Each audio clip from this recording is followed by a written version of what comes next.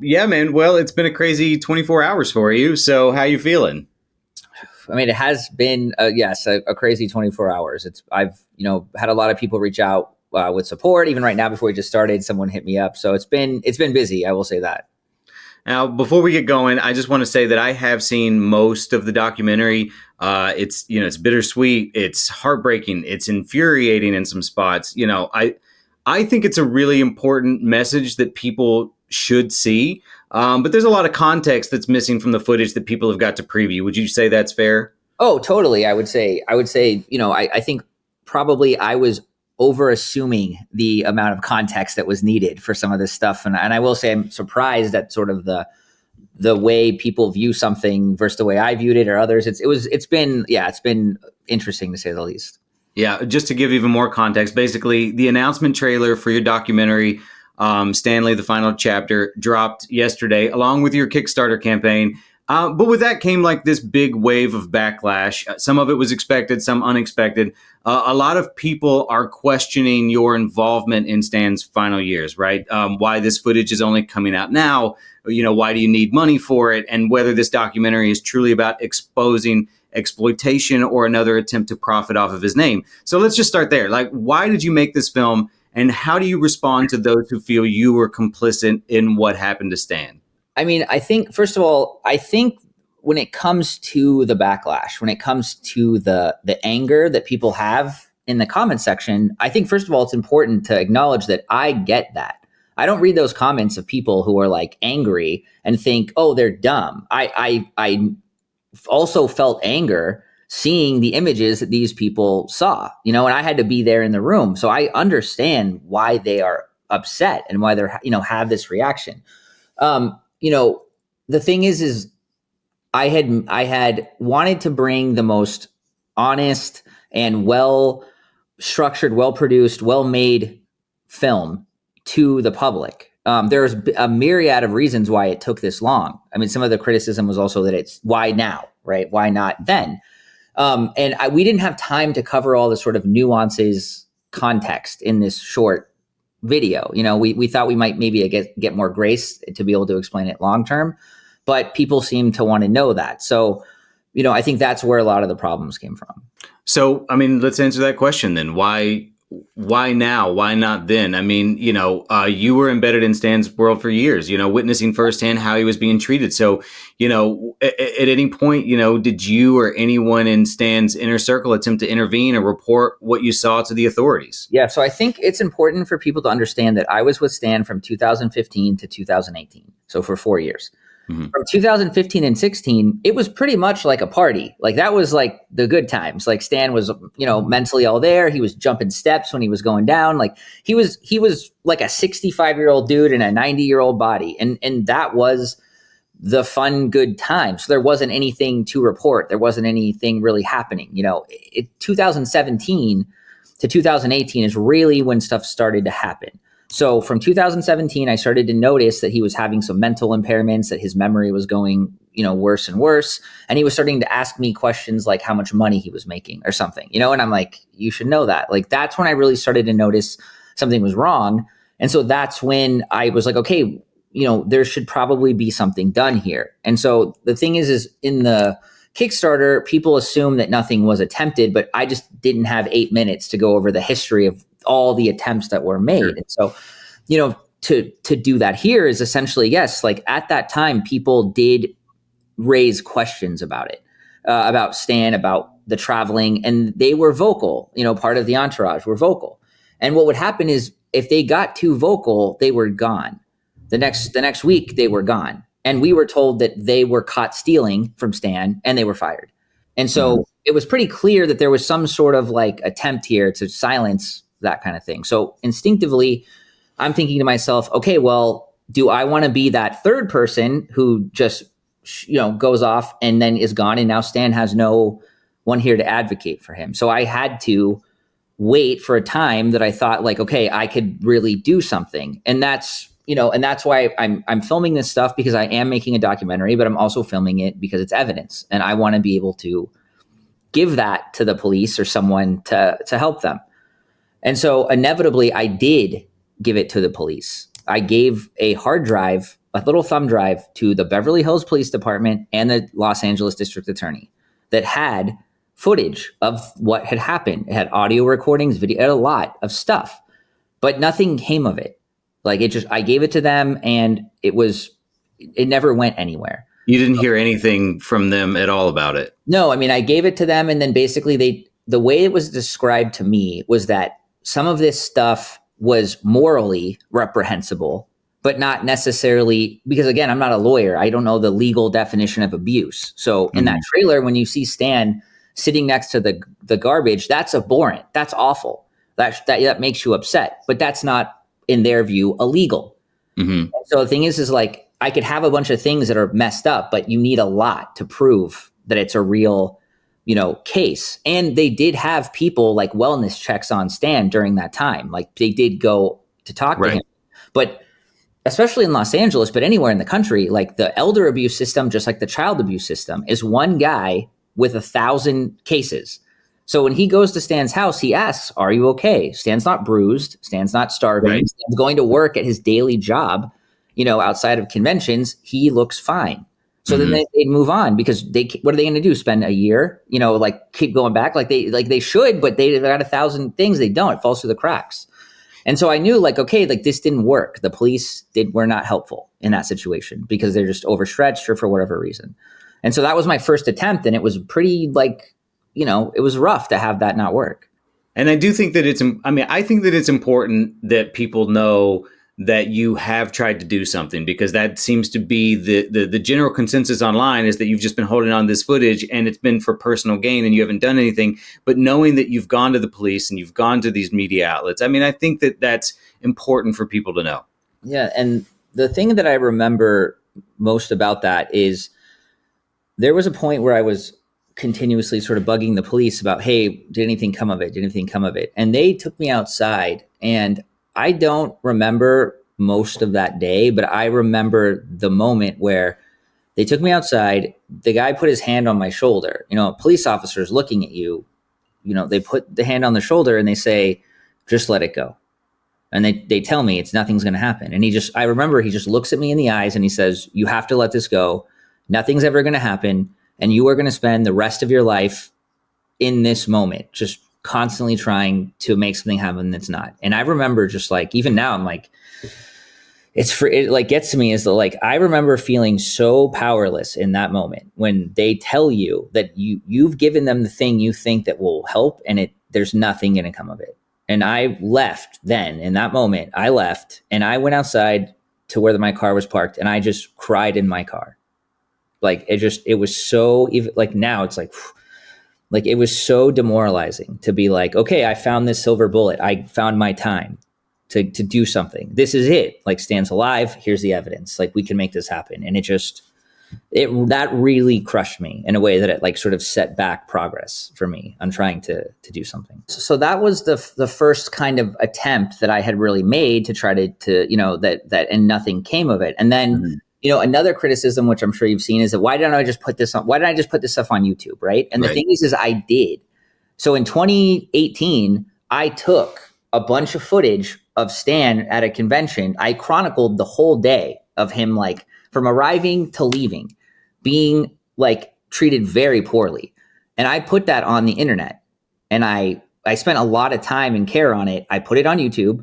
I sent it to everywhere that I could, podcasts, comic stuff. I even asked friends to share it.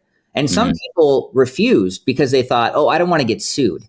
Like this is showing stuff like I might get in trouble. There was a lot of fear about sort of making this a big deal. And no one picked it up. It sat on YouTube for 2 months. It had 2,000 views and no one cared. So again, in that situation, okay, I tried and it didn't work. I have to keep evolving. I have to keep trying to find ways to get this out. And that was 2018. Stan, before I know it, Stan is sick. And I also had different priorities at that point. Stan is old, he's on his sort of last leg. I got real focused on just Stan at that point, like just making sure he was comfortable.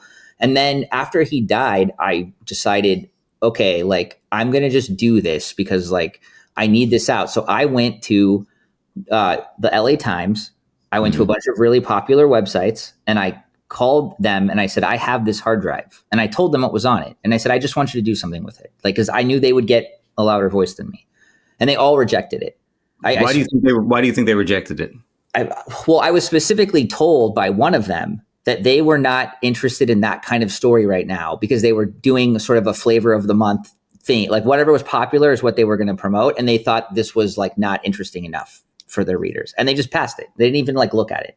And I never heard back from the other ones that I left messages, emails, that kind of thing. So now like Stan is gone and I have this footage and I don't want to, to me, it just seems very disrespectful and short-sighted to just put it on the internet. Like that's going to fix everything. Put it on the internet with no context, with no explanation, and magically people will, figure out what's happening. It's just not realistic. And it seems very like disrespectful in a way to just, that's Stan's final thing is just dump it on the internet and hope someone does the work. So I decided at that point, I'm going to make it myself. This is going to be really expensive, really hard, but I owe this to Stan. So I start doing it myself. I have like zero money and I'm just like planning it. Max Anderson finds out that I'm doing it and he sues me. And this is when I have like $3,000 to my name and I get served and he sues me to stop this film, to say that it's his footage. He owns it. I can't do anything with it. And I have like no money.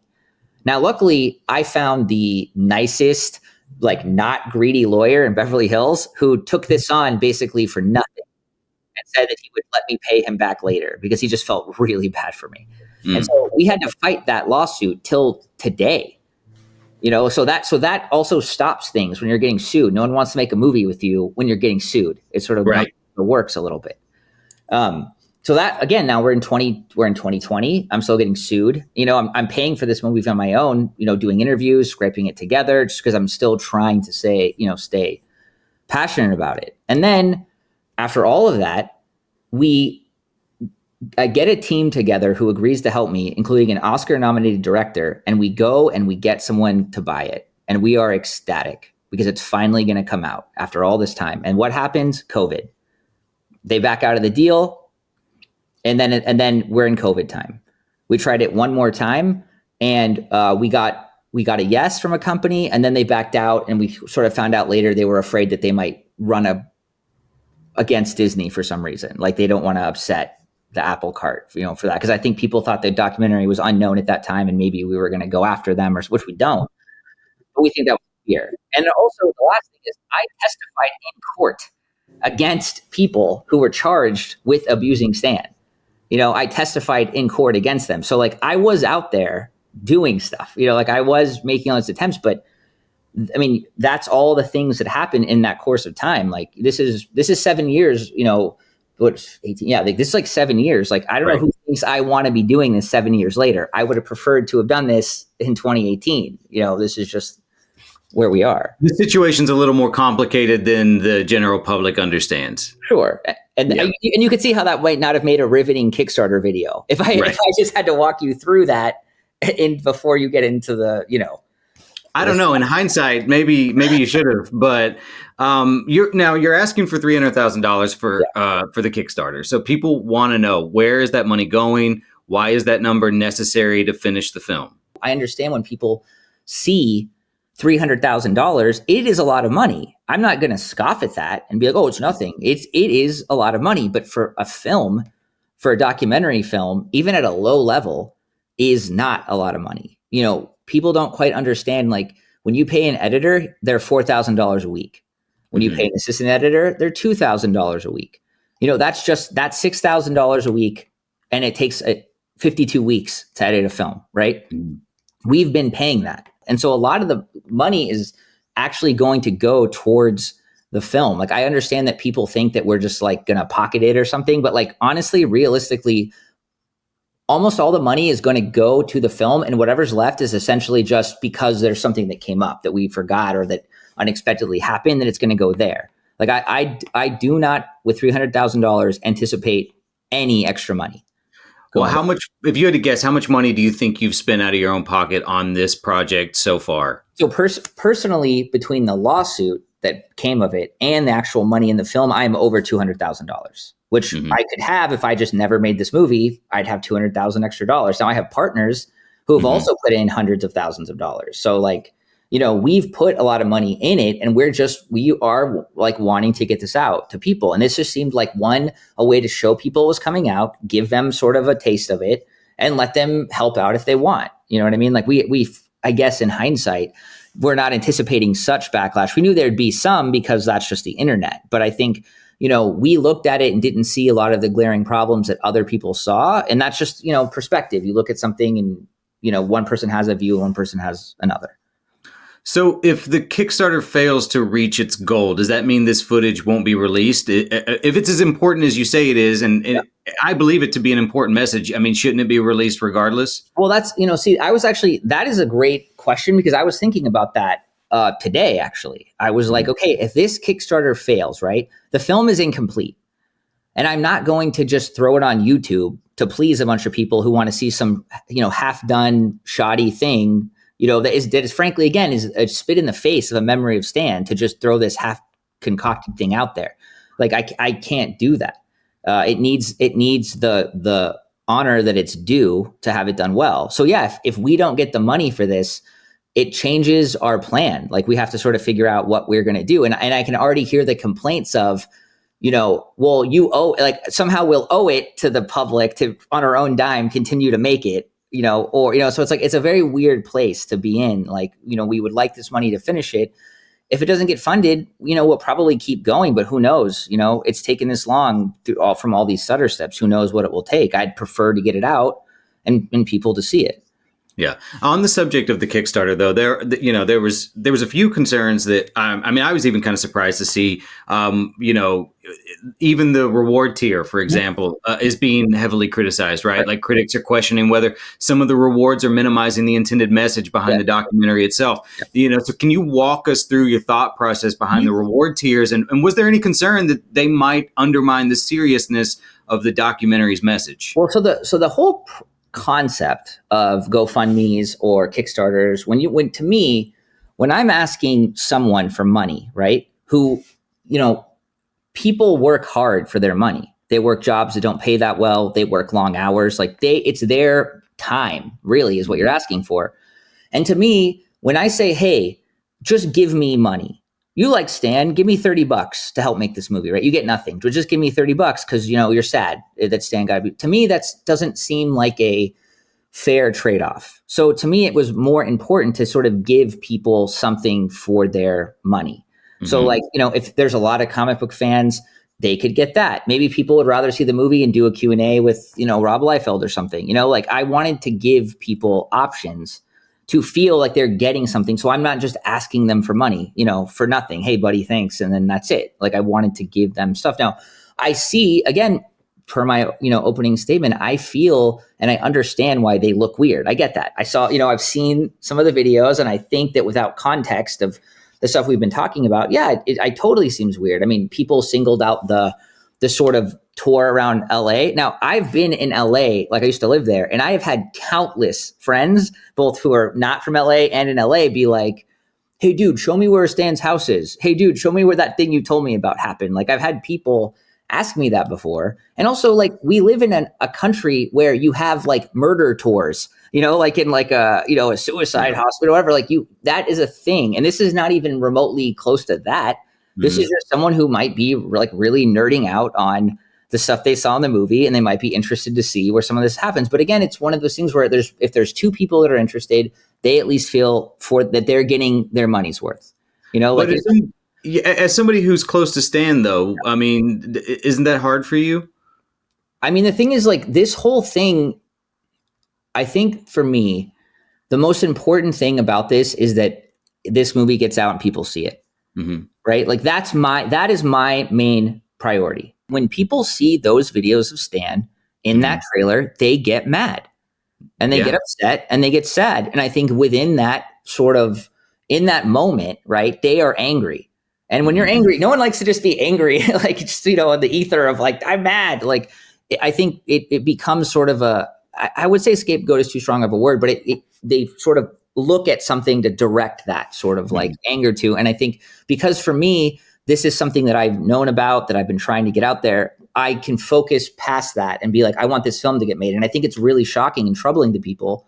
And I think sometimes in that moment, they get like really fixated on sort of something. And I think that is part of what's happening. I think there is a group, and I get that. It's really shocking. Like, I'm not even dismissing that as some, dumb thing. I think it's a perfectly normal emotion to have. But I think the real message, I guess, that I even failed at getting out is like, I want this movie out tomorrow. And if getting this money is going to severely expedite that, if we don't get this money, okay, we don't get this money. Eventually we will get it. Like, on our own, we will make it work. But, it could be another year. Does anyone want to wait another year? I don't. So let's say you get the film, you get the money, you get to make the film the way you envision it. How long before you think it would be released if the stars align and you reach the Kickstarter goal? I think based on the conversations we are currently having, there seems to be a lot of fruitful endeavors that people are sort of coming to us with. And I think that if we get the money and we'll have we still have to, do recreations and a couple of things, I think there's a real chance of this entire thing being done within 2 months, locked and ready to be distributed somewhere. And then at that point, it comes down to just, Hollywood and who's going to buy it or who's going to, but I do think that we are talking minimally like twice as fast. Like, if this money doesn't come through for whatever reason, you're talking another year before this thing is done. Now, you have said before that Stan gave you his blessing to share this footage before he passed. How explicit was that blessing? And did he understand, or do you think that he understood the full scope of what you were capturing? Yeah, I think at first, when we were just filming really early on, he just knew that I was capturing everything. But there was a point where he didn't even know, he was not aware what was happening to him because it was happening behind his back. It was happening in things he couldn't see. But by the end, he was very well aware. We had a lot of personal conversations about his feelings on what had happened to him, who had done it to him, kind of his whole experience of it. And by the end, which we feature in the movie, again, it's like part of this thing is like, I'm trying not to give the entire movie away here, but like in the film, we are having a conversation about it, about the film and his thoughts on it. And he's very passionate, and in what is a very emotional moment in the film where he's very much saying that like this is important to get out, and like he very much did want this to be done. Now, was there anything ever filmed that you think he would not have wanted released? I mean, I think yes, editorially there are things just as a director, but also as his friend, that I protect that from. I mean, no one necessarily wants to hear Stan throw the F-bomb or something, you know what I mean? And there was a point where he was I don't know, I like hearing Stan throw the F-bomb personally. I mean, also in the last 6 months of his life, when he was really starting to degrade, I didn't film anything. And those last months, I was there to sit by him and talk to him and look at the pool and just make sure that he was fine. And I didn't film anything. And the film, in a lot of ways, actually suffers from not having that sort of like footage. I've heard nonstop from people who have seen it or who have worked on it. It'd be really great if you had like this sort of, and I'm like, yeah, well, I wasn't at the time concerned with that. I was concerned with Stan's, with safety and being comfortable. I just was not interested at that point in doing that. Now, obviously, there's been a lot of criticism, but, you've also received a ton of support from the comic book community. And you told me earlier about how you showed a scene to Mark Ruffalo. What's been the general reaction from people who've actually seen the documentary? Yeah, so that's actually been kind of like, at least from like a spirits, standpoint, has actually been really amazing, because I've shown people like you had mentioned, I showed Mark Ruffalo some of it a year ago, scenes, and he was really blown away by it. He like stayed and watched the entire thing, and afterwards stayed and talked to me about it. He was really great. But also just from a creator standpoint, you have guys like Rob Liefeld who have been not only just in the production of the movie and sitting for an interview, they've been really championing it online now. Guys like J. Scott Campbell are doing some really great stuff that we're excited to announce. Like a lot of working people, Mark Waid, have all really lend their support to this film. And that was really important to me, because I wanted people in this world to see it and make their judgments and then go out on the limb to support me. And I think the thing I was saying to someone earlier today was, I have Rob Liefeld, Roy Thomas, and Mark Waid all agreeing on one thing and talking about it. And if those three guys can get along and agree on something, there's obviously got to be something to it, for all those guys to put aside differences and team up to support this. So that's really kind of the message that I'm trying to sort of hope over time shines through, that we have like people in this world, supporting it. Yeah, and the documentary it highlights a lot of the darker side of what happened to Stan. But I really want to preface that there's some good stuff in there as well. There's some very happy stuff in the documentary, and in the years that you spent with Stan, what is your most cherished memory of him? I mean, I think, well, one of the things that I think about a lot was that I was going through a divorce, and I had told him on a Friday that I was getting divorced, and we were going to a convention. And then on Sunday, 3 days later, and this is actually during a period where his sort of memory was not so great. 3 days later on a Sunday, we're driving back from the airport, and he just out of nowhere just says, "Hey, I was thinking about you and your divorce." And he gave me advice. He told me like his whole theory on love and how staying together is, takes work and all this stuff. And he, like an hour, just gave me the master class of staying married. And it was really like intense in a way that he would even have that on his mind after 3 days and sort of give me that knowledge and try to help me out. So like something like that is probably just like really ranks high up there in things that I really appreciated. Well, last question for you, man. And thanks for agreeing to do this and for being so open and transparent about everything. Knowing what you know now, what do you hope people take away from this documentary, and what guardrails do you think should be in place to protect older people from elder abuse, similar to what Stan went through? So I think that people should